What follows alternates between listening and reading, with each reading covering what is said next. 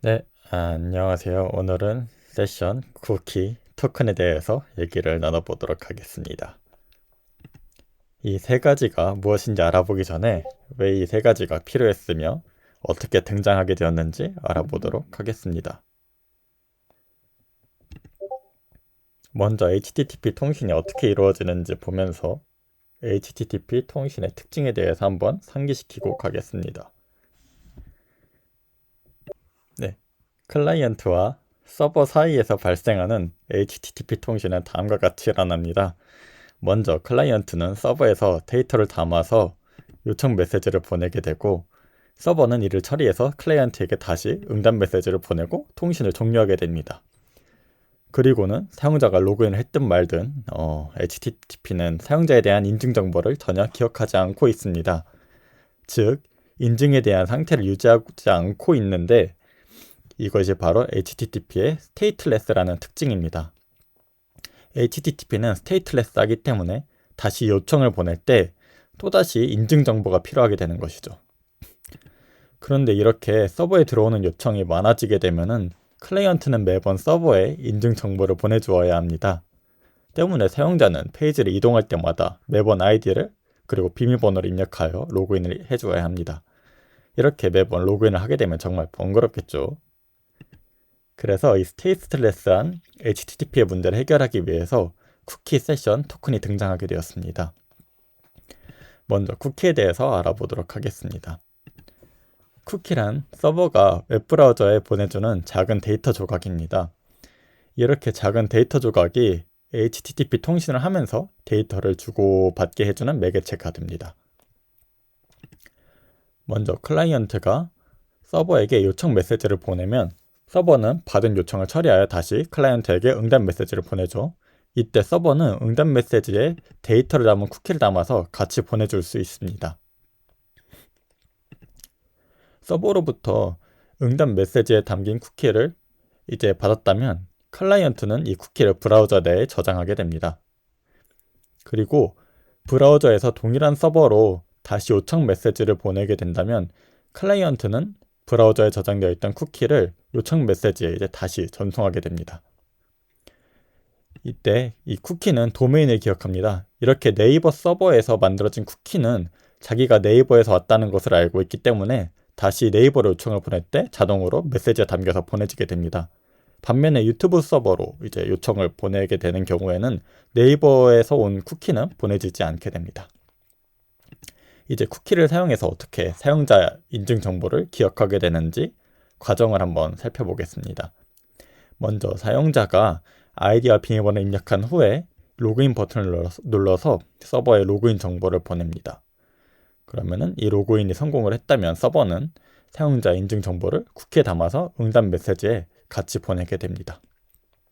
그리고 이 쿠키는 이제 브라우저에 저장이 됩니다.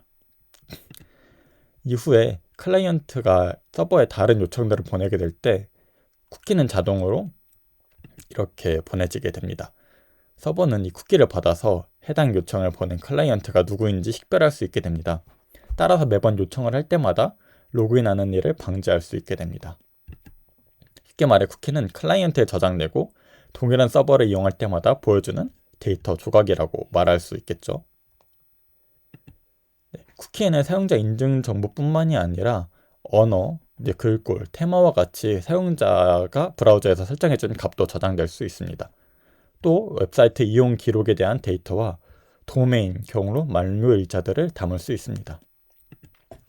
이런 정보들을 담은 쿠키는 아이디 저장이나 자동 로그인 기능에 사용되며 팝업 창에 이제 일주일간 보지 않기, 검색창에 최근 검색 기록, 장바구니, 광고 마케팅 등 다양한 기능들에 사용이 됩니다. 쿠키는 만료 시간에 따라서 브라우저를 닫으면 즉시 사라지는 세션 쿠키와 익스파이어 속성이나 맥세이지 속성을 사용하여 일정 시간 이후에 사라지는 퍼머넌트 쿠키로 종류가 나뉠 수 있습니다.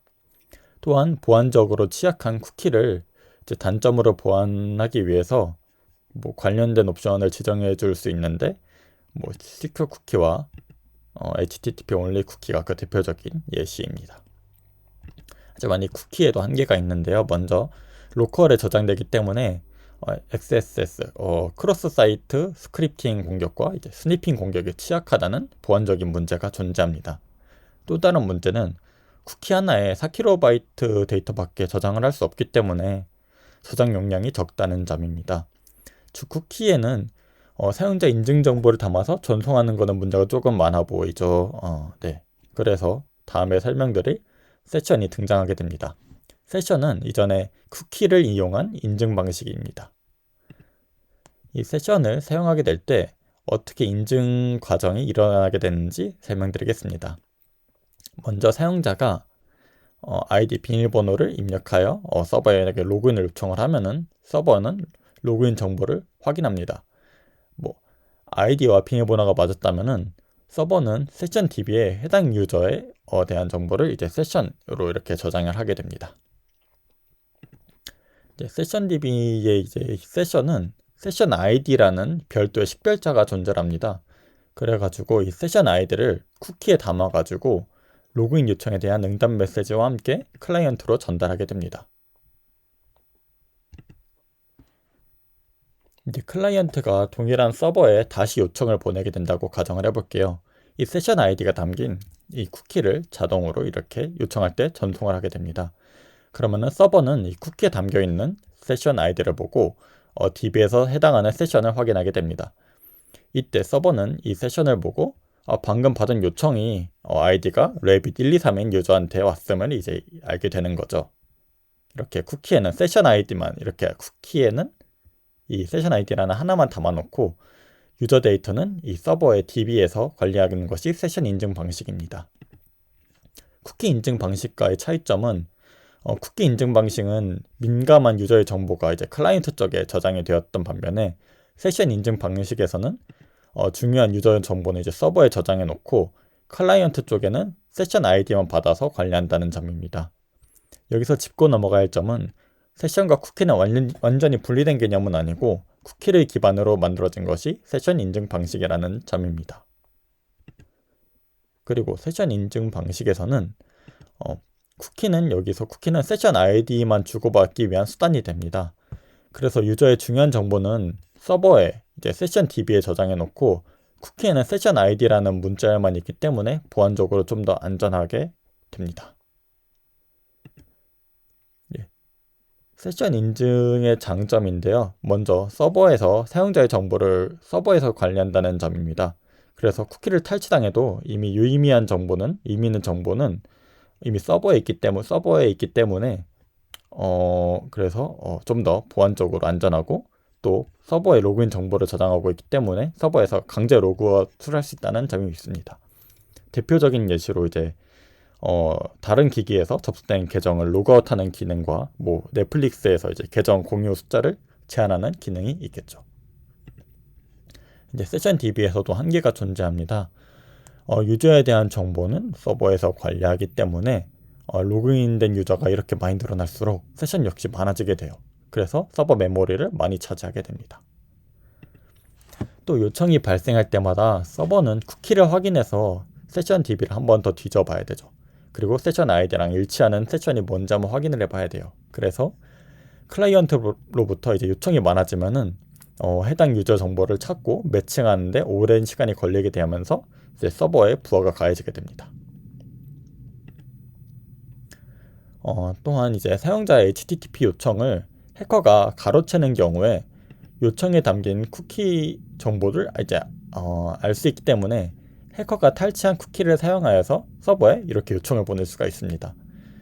이 경우 서버는 이 클라이언트가 인증된 진짜 사용자인지 아니면 가짜 사용자인지 뭐 해커인지 알 수 없기 때문에 쿠키를 탈취한 해커가 요청을 보내도 쿠키만 보고 인증된 사용자라도 판단을 할 수 있습니다.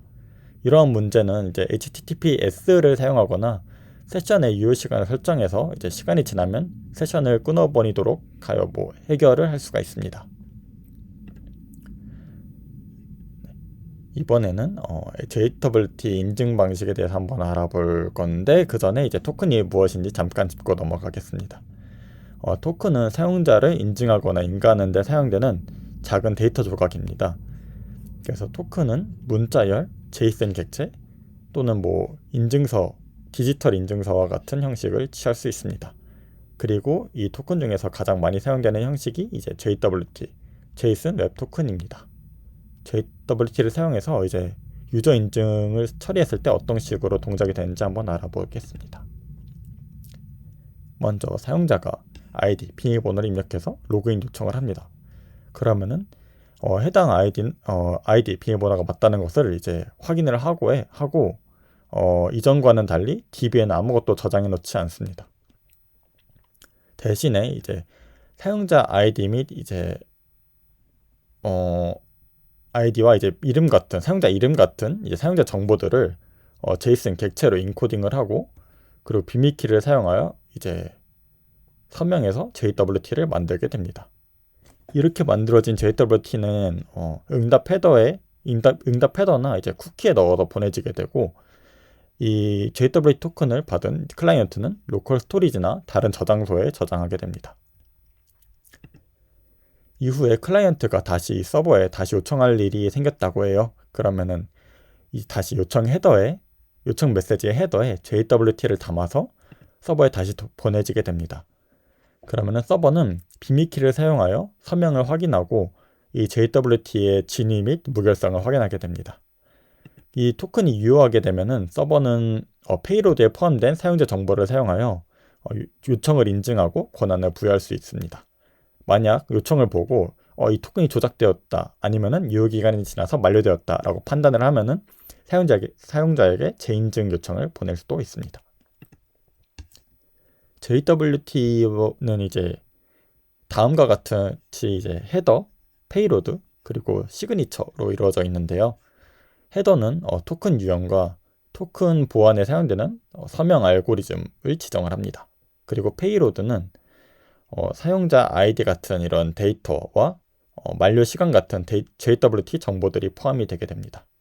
시그니처는 이제 토큰의 진위를 확인하는 데 사용되는 부분으로 이 헤더와 페이로드를 합친 문자열을 요 서명 알고리즘을 이용해서 만들어지는 문자열입니다. JWT의 가장 큰 특징은 이제 DB가 따로 필요하지 않다는 점입니다. 이 말은 세션 인증 방식처럼 서버에 따로 사용자 정보를 보관하기 위한 DB를 따로 만들지 않아도 되기 때문에 이제 비용을 절약할 수 있다는 장점이 있습니다. 다음 특징으로는 이제 모바일 환경에서도 사용이 가능하다는 점입니다. 쿠키는 웹 브라우저에서만 존재하기 때문에 이 쿠키를 사용하는 인증 방식 또한 웹 브라우저에서만 사용이 될 수 있죠. 그렇지만 이제 JWT 같은 경우에서는 모바일 환경이나 네이티브 앱의 인증 방식으로도 사용이 될 수 있습니다. 자, 이제 JWT의 한계에 대해서 한번 알아보도록 하겠습니다. 일단 토큰의 사이즈에 대해 좀 주의를 해야 합니다.